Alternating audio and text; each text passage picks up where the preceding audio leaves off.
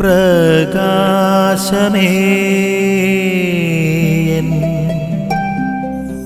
മിഴി തുറക്കുക വേഗം. താൻ പാതി ദൈവം പാതി എന്നൊരു ചൊല്ലുണ്ട്.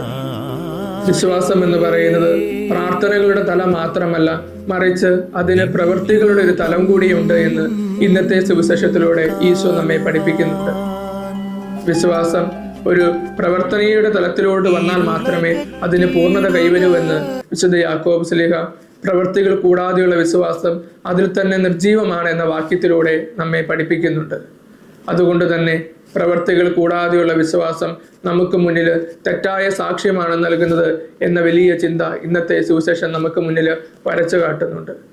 ഫരിസയരോട് ദേഷ്യം തോന്നുന്ന ആ അവസരത്തിലും യേശു തൻ്റെ മുന്നിൽ നിൽക്കുന്നവന് സൗഖ്യം കൊടുക്കുവാനായിട്ട് ശ്രമിക്കുന്നുണ്ട് എന്നുള്ളതും ഇന്നത്തെ സുവിശേഷത്തിൻ്റെ ഒരു ചിന്തയാണ്.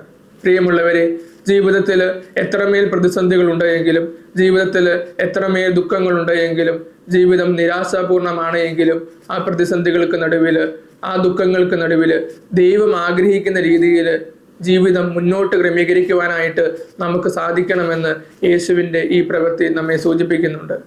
നമ്മളുടെ വിശ്വാസം പ്രവൃത്തികൾക്ക് അനുയോജ്യമായ രീതിയിൽ ക്രമീകരിക്കുവാനായിട്ട് നമുക്ക് സാധിക്കണം. കാരണം പ്രവൃത്തികൾ കൂടാതെയുള്ള വിശ്വാസം അത് അതിൽ തന്നെ നിർജീവമാണ്. ആമേൻ. നിൻ വഴിയേ നടക്ക